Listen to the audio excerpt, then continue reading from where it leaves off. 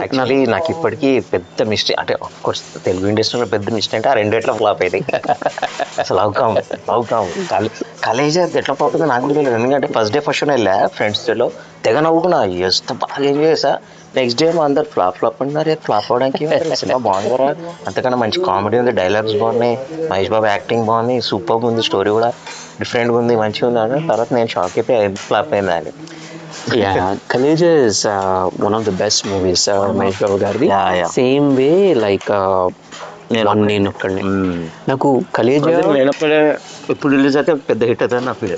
ఎందుకంటే అది రిలీజ్ అయినప్పుడు మన ఇండియన్ ఆడియన్స్ అంత ఎక్స్పోజర్ లేదు అలాంటి మూవీస్కి, ఎస్పెషల్ ఓటీటీ ఇంటర్నేషనల్.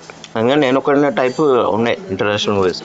నేను ఒక్కడినే was ahead of it's times చెప్పాలంటే. అందులో అది రూబిక్స్ క్యూబ్ ది ఆ స్టోరీ చెప్పగానే అమ్మ ఏంది ఇట్లా కూడా ఆలోచిస్తారా అనిపించింది. అండ్ మీరు చాలా కీన్గా అబ్జర్వ్ చేస్తే వన్ నేను ఒక్కడిలో, and I should say this like ఇప్పుడు తెలుగు సినిమా ఇండస్ట్రీలో ఉన్న టాప్ డైరెక్టర్స్ అంటే for me it's SS Rajamouli, Sukumar and Trivikram. And వీళ్ళందరిలోకి everyone has their own strengths. వీళ్ళందరిలోకి Sukumar is technically brilliant. At the same time ఆయన చాలా ఇంటెలిజెంట్గా మూవీస్ తీస్తారు. లైక్ యూనో మీకు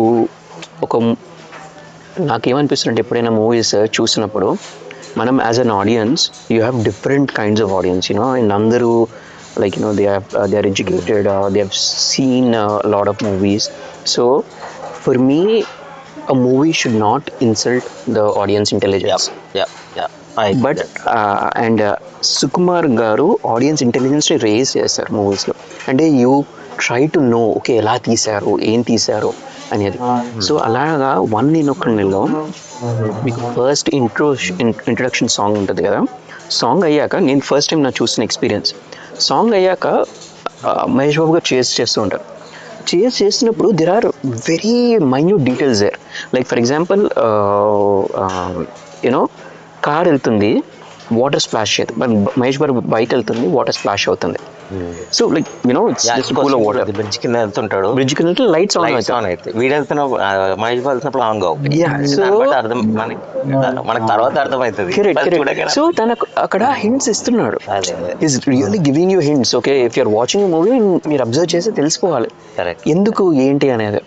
సో అండ్ స్క్రీన్ ప్లే కూడా చాలా బాగా హ్యాండిల్ చేస్తారు. నేను మా ఫ్రెండ్స్తో కానీ మిగతా వాళ్ళందరితో మాట్లాడినప్పుడు అది వన్ నేను ఒక్కడినే ఇంత బాగుంటుంది movie.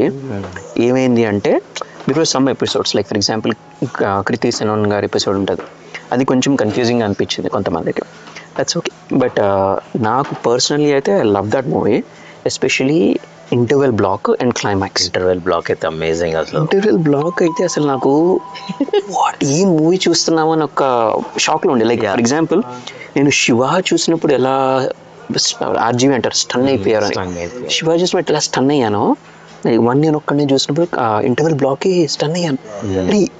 Like you know Mahesh Babu చంపేశాడు but he still wants him to live because you know వాడికి తెలుసు.